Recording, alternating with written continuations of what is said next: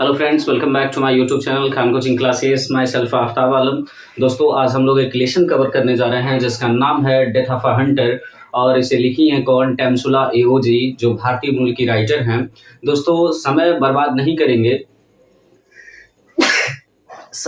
नहीं करेंगे और सीधे सीधे टॉपिक पे आते हैं और समझते हैं कि इस लेसन में क्या जानना है। और आपसे एक चीज़ कहना चाहेंगे कि इस लेसन को स्टार्ट करने से पहले आपसे रिक्वेस्ट है कि यदि आप हमारे चैनल पर नए हैं तो हमारे चैनल को जरूर सब्सक्राइब कर लीजिए, बेल आइकन के बटन को दबा लीजिए ताकि आगे से आने वाले सारे वीडियोस आपको प्रोवाइड होते रहें। एक चीज़ और दोस्तों, शुरू से लेकर के लास्ट तक बने रहिएगा ताकि आपको यह स्टोरी आसानी से क्लियर हो जाए। इसके क्वेश्चन आंसर, इसके एमसीक्यू आप अपने एग्जाम में सॉल्व कर पाए। चलिए, समय नहीं गवाएंगे, सीधा सीधा टॉपिक पे आते हैं और समझते हैं कि ये क्या है। डेथ ऑफ अ हंटर का मतलब होता है कि एक शिकारी की मौत। नाम से तो ऐसा लग रहा है कि शायद कोई ऐसा शिकारी होगा जो शिकार करते करते उसकी मौत हो गई होगी, ऐसा कुछ आप एक्सपेक्ट किए होंगे, बट ऐसा कुछ है नहीं इस कहानी में। एक शिकारी तो है लेकिन उस शिकारी की मौत नहीं होती है, वो कुछ छोड़ता है। इसी वजह से पार्ट का नाम डेथ ऑफ अ हंटर लिखा गया है। तो चलिए, सबसे पहले राइटर के बारे में जान लेते हैं। टेम्सुला एओजी ने इस लेसन को लिखा। वो एक लेडी है, एक औरत है, और यह जो औरत है यह एक इंडियन पोएट है और यह 1945 में पैदा हुई थी। 2022 में इनकी डेथ हुई थी। आप जानते हैं दोस्तों, 2022 अभी 2 साल पहले 2024 चल रहा है, 2 साल पहले इनकी डेथ हुई है। और यह जो भारतीय मूल की कवित्री हैं, या जिस यूनिवर्सिटी से पढ़ी थी उस यूनिवर्सिटी का नाम था NEHU यूनिवर्सिटी था। तो इसी यूनिवर्सिटी से इन्होंने यह स्टडी अध्ययन किया था, यह पढ़ी थी। हाँ, तो दोस्तों, हम आपको ये बता रहे थे कि यह 2022 में क्या हुई है, इनका डेथ हुआ है।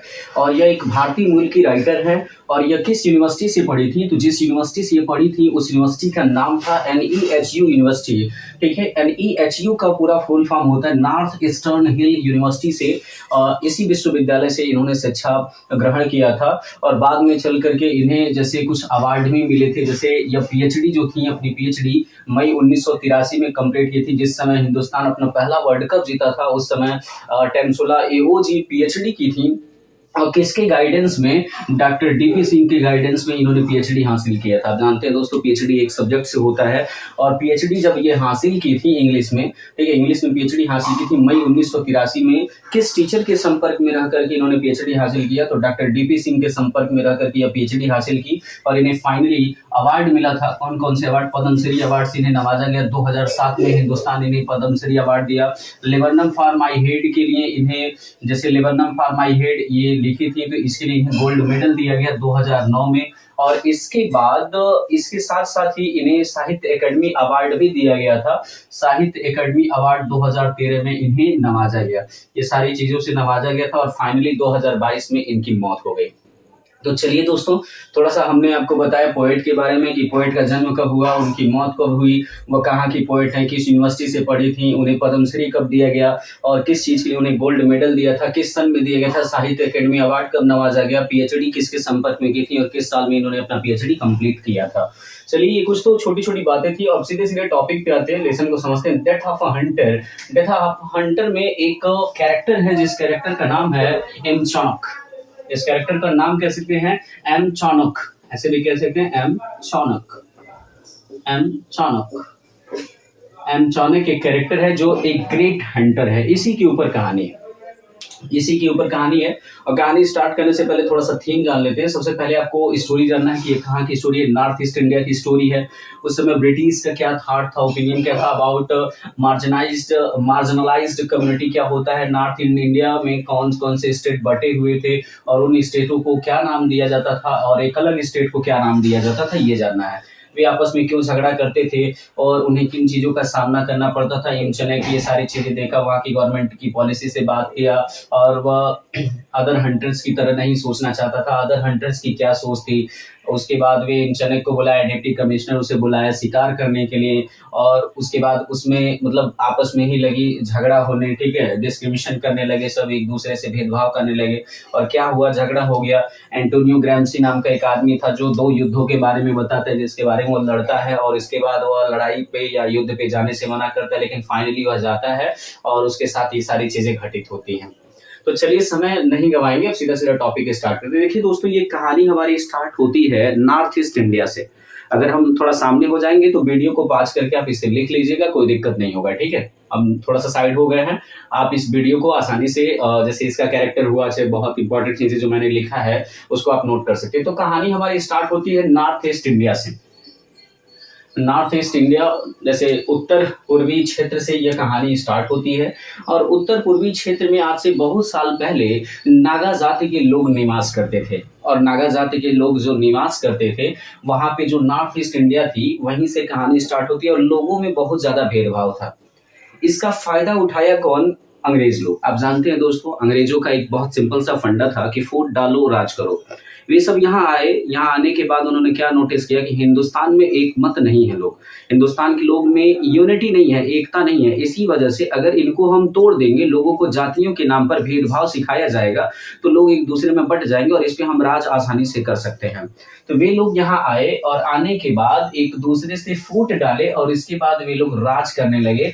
और ये सब के सब जितने लोग थे मार्नलाइज्ड कम्युनिटी से बिलोंग करते थे। मार्नलाइज्ड कम्युनिटी क्या होता है? एक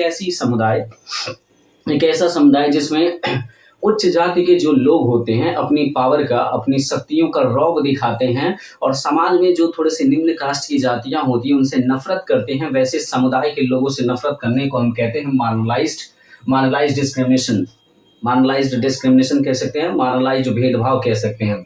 तो ये सारी प्रथाएं वहां पर चल रही थी। और नॉर्थ ईस्ट इंडिया में उस समय में जो ईस्ट इंडिया थी वह अगर कहा जाए तो 8 राज्यों में बटा हुआ था। कौन कौन से राज्यों में बटा था ये जान लेते हैं। एक राज्य उसका अरुणाचल प्रदेश था, दूसरा राज्य असम था, तीसरा राज्य मणिपुर था, चौथा राज्य मेघालय था, पांचवा राज्य नागालैंड था, छठा राज्य त्रिपुरा था। ठीक है, अरुणाचल प्रदेश, असम, मणिपुर, मेघालय, नागालैंड, त्रिपुरा, ये कुछ राज्य थे। और ये सातों राज्यों को किस नाम से जाना जाता था? इन राज्यों को 7 सिस्टर कहा जाता था। जैसे वहां के लोग इन राज्यों के नाम को एज अ 7 सिस्टर के नाम से बुलाते थे। लेकिन एक स्टेट था जिसे ब्रदर स्टेट कहा जाता था, उस स्टेट का नाम था सिक्किम। सिक्किम को वहां के लोग ब्रदर स्टेट कहते थे। हो सकता है दोस्तों कि ये आपसे ऑब्जेक्टिव में पूछ सकता है कि किन राज्यों को 7 सिस्टर कहा जाता था। तो मैंने नाम मेंशन भी कर दिया है कि इन राज्यों को 7 सिस्टर कहा जाता था। ठीक है, इन राज्यों को 7 सिस्टर कहा जाता था। एक स्टेट को सिक्किम, जैसे सिक्किम एक स्टेट था, उसे ब्रदर स्टेट कहा जाता था। और ये जो 8 राज्य थे अक्सर कर ये आपस में एक दूसरे से हमेशा लड़ा करते थे, हमेशा एक दूसरे से झगड़ा करते थे अपनी जातियों के उच्चपन को दिखाने के लिए कि मैं बहुत ज्यादा श्रेष्ठ हूँ समाज में, मुझसे ज्यादा श्रेष्ठ इस दुनिया में कोई नहीं है, हमारी जातियां जो है सबसे परफेक्ट हैं। इस वजह से वहां के जो लोग थे 8 स्टेट के लोग आपस में एक दूसरे से झगड़ा करते थे। और जिसका फायदा ये देखा जाता था कि उनपे भौगोलिक राजनैतिक चीजों को भी लागू कर दिया जाता था। गवर्नमेंट आकर के उनका फायदा उठाती थी। जैसे गवर्नमेंट वहां कुछ, जैसे मान लीजिए अब 2 लोग आपस में लड़ रहे हैं तो गवर्नमेंट को क्या पड़ा है कि वो वहां पर काम करे। तो गवर्नमेंट भी सोचती थी लड़ रहे हैं, कट रहे हैं, मर रहे हैं तो मरने दो, जो बचेगा उसके लिए कुछ किया जाएगा। तो गवर्नमेंट भी उनके लिए उनके राज्य में बहुत ज्यादा सोचती विचारती नहीं थी। लेकिन उस राज्य में एक इंसान था जिसका नाम था इमचनक नाम का एक आदमी था जो एक हंटर था। और उस राज्य का सबसे श्रेष्ठ हंटरों में से एक था, शिकारी हंटर था वो। और जब भी शिकार पे जाता था और जिसके शिकार पे जाता था कभी खाली हाथ नहीं लौटा था। उस जंगल में कभी भी किसी के शिकार पे चला जाता था तो अपने काम को अंजाम दे करके ही लौटता था। ये उसकी क्वालिटी थी। बाकी अदर हंटर अगर कभी जंगल में, घने जंगलों में भेज दिया जाता था तो वे मर जाते थे या रास्ता भूल जाते थे या कोई जानवर उन्हें खा लेता था। लेकिन इस हंटर के साथ ऐसा नहीं था। इन चुनाव की ये सारी चीजों को देखा, गवर्नमेंट की पॉलिसी को बदलना चाहता था कि गवर्नमेंट हमारे राज्य में आकर के हमारे राज्य के लोगों की हेल्प करे। और हमारे राज्य के लोग जो आपस में क्या कर रहे हैं, मार्नलाइज्ड चीजों के बारे में भेदभाव कर रहे हैं, लोग निम्न जाति के बारे में या उच्च जाति के बारे में भेदभाव कर रहे हैं, ये धीरे धीरे कम हो जाए। लेकिन वहीं पे दूसरे हंटर भी थे जो दूसरे हंटर ऐसा नहीं सोचते थे। वे हंटर ऐसा सोचते थे कि ये चीजें अगर समाप्त हो गई तो शायद हमारा वर्चस्व यहाँ पर नहीं बनेगा, हमारा जो सुपीरियरिटी है, जो हमारी महानता है, जो हमारी श्रेष्ठता है, वो कभी बन नहीं पाएगी।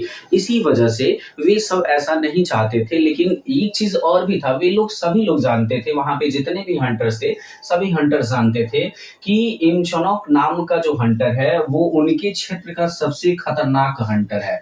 लेकिन आप जानते हैं जब बात आएगी सुपीरियरिटी की तो सभी चाहेंगे, कौन नहीं चाहता कि मैं राजा बनूं, सभी लोग चाहते हैं। तो वहां के जितने लोग थे, जब सभी लोग ये ऐसा कहते थे थे तो डिप्टी कमिश्नर वहाँ पर आया था। डिप्टी कमिश्नर इस बात को सुना तो उस ज़माने में एक जंगल था और उस जंगल में एक कह लीजिए तो उस जंगल में एक बियर था, बोर, एक बोर था जिसे आप इंग्लिश में बोर कहते हैं, सूअर जिसे कहते हैं, एक जंगली सूअर था जो बहुत ज़्यादा अटैक कर रहा था।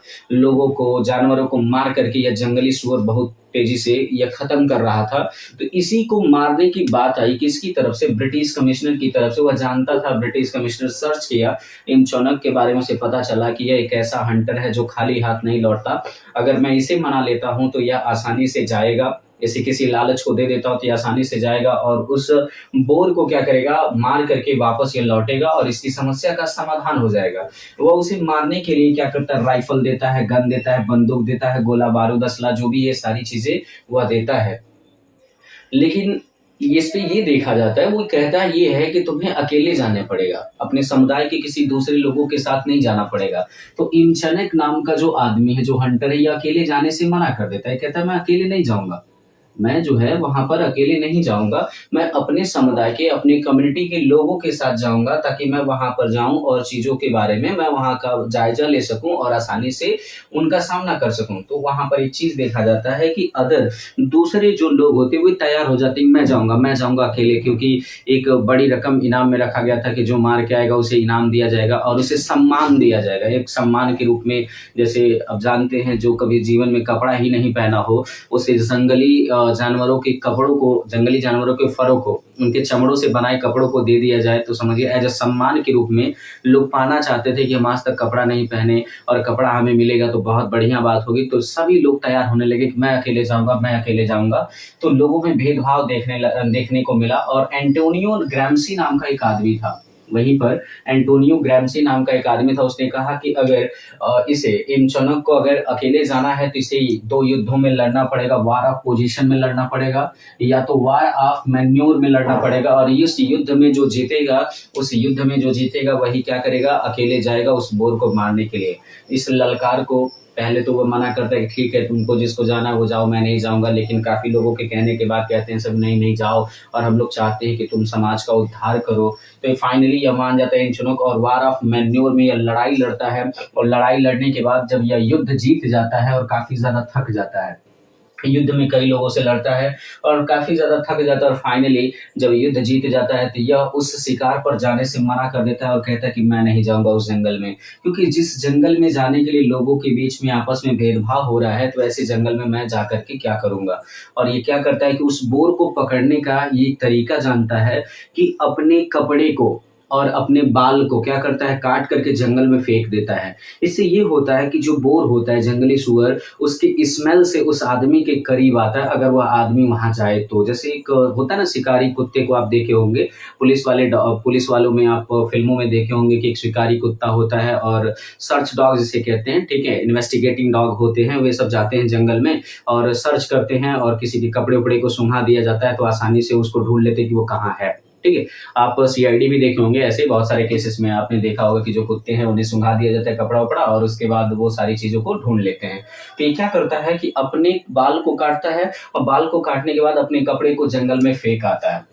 और इसकी एक बात बताते हैं कौन, आरबी थ्रो फू जी एक बात बताते हैं। आरबी थ्रो फू एक लेखक हैं और वो बताते हैं कि वहाँ के उस जमाने के लोगों का एक विचारधारा था कि यदि उसके समुदाय में, इमचनक के समुदाय में यदि किसी बूढ़े आदमी की मौत हो जाती थी तो उसकी मौत की तात्कालिक घोषणा नहीं की जाती थी, तुरंत नहीं बताया जाता था कौन मरा है, 2-3 दिन के बाद बताया जाता था। रीजन ये था कि उसके बाल को और उसके जो बाल होता था उसके बाल को और उसके कपड़ों को कोई चुपके से जाके चुरा लेता था। अब इसके पीछे रीजन क्या है कि यदि हम उसके बाल को और उसके कपड़ों को चुराएंगे और उसे जंगल में फेंक देंगे तो जंगली जो सूअर है वह उसे स्मेल करते हुए आएगा, ऑलरेडी वो आदमी मरा हुआ है तो उसे स्मेल करते हुए आएगा और उसे यह आसानी से सब पकड़ लेंगे और मार देंगे।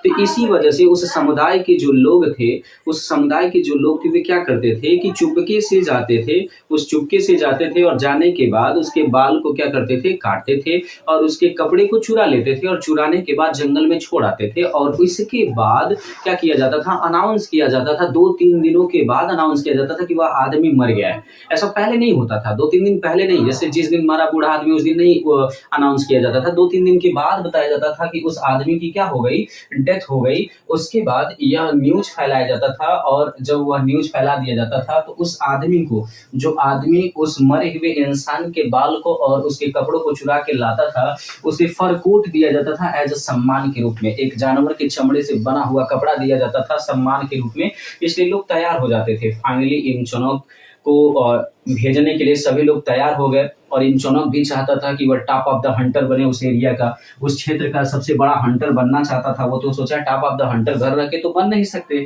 तो घर रह के बनेंगे नहीं, तो इसके लिए मुझे जंगल जाना पड़ेगा। और जंगल में हंटरों का मतलब, हम हंटर हैं तो हंटर बनने के लिए भाई टॉप ऑफ द हंटर बनना चाहते हैं, इस क्षेत्र का महान हंटर बनना चाहते हैं, शिकारी बनना चाहते हैं, तो जंगल में मुझे उस जानवर को जाके मारना पड़ेगा, तभी तो सबके बीच में हमारी प्रतिस्पर्धा बन पाएगी। तो इसी वजह से क्या करता है, वह तैयार हो जाता है उस जंगल में जाने के लिए, जहां जिस जंगल में, जिस स्पॉट पर वह जंगली सुअर लोगों को मार करके खा जाता है। और धीरे धीरे वह अकेले उस जंगल में पहुंचता है।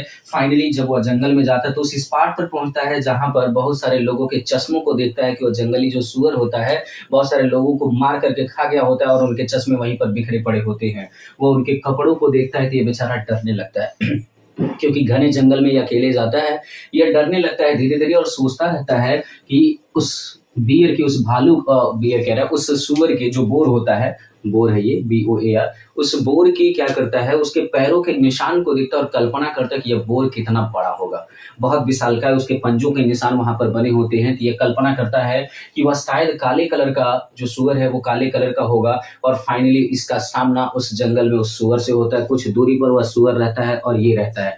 अब ये सोचता है कि मैं इसे कैसे मारूं, इसका सामना कैसे करूं, ये अपने दिमाग में प्लान बनाता है। इसके पास गन रहता है, चूंकि राइफल डिप्टी कमिश्नर दिया ही है, यह राइफल से क्या करता है, उसे शूट करता है।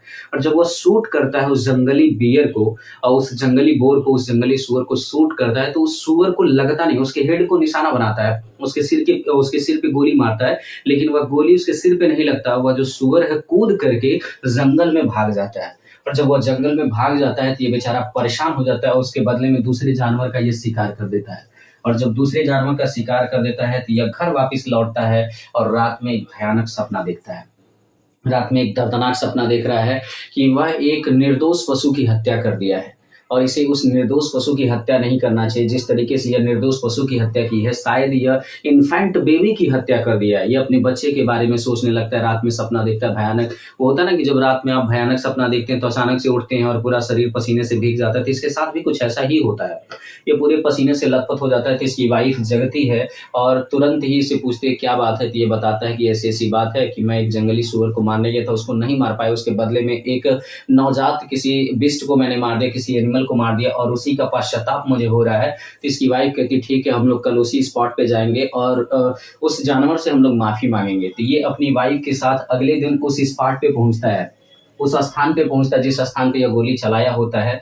वहां जाता है और उस जंगली सुअर से यह क्या करता है, माफी मांगता है। वो जंगली सुअर वहीं रहता है। तो क्या देखता है, वो जंगली सुअर जिसके बारे में किसी ने न तो देखा था, किसी ने न तो सुना था और न ही उसका नाम किसी को पता था, वह जंगली सुअर अचानक से क्रीचर में बदल जाता है, एक प्राणी में बदल जाता है और ये फाइनली उस क्रीचर का नाम रखता है द। उस क्रीचर का नाम रखता है द और यह उससे माफी मांगता है कि मैं क्षमा चाहता हूं कि मैंने आप पे गोली चलाया और आज के बाद मैं गोली नहीं चलाऊंगा। मैं जो हंटर बनना चाहता था अपने समुदाय के, अपने नागालैंड के समुदाय को मैं आगे बढ़ाना चाहता था, अब मैं उसको फॉलो नहीं करूंगा। मैं जो हंटिंग करता हूं उस हंटर का मैं डेथ करता हूं। आज के बाद मैं कभी हंटिंग नहीं करूंगा। उस क्रीचर से यह माफी मांगता है और फाइनली यह अपने अंदर से जो हंटरपन की बात है, जो शिकारीपन की बात है, उसको मौत कर देता है, दबा देता है और उसके बाद वो आजीवन कभी हंटिंग नहीं करता और फिर घर वापस आ जाता है और खुशी तरीके से अपना जीवन जीने लगता है। आई होप दोस्तों कहानी आपको समझ में आई होगी और आप इसका क्वेश्चन आंसर आसानी से कर सकते हैं। आगे से आपको कोई दिक्कत नहीं होगा। फिर मिलेंगे दोस्तों नेक्स्ट वीडियो में। टिल देन टेक केयर दोस्तों, बाय बाय।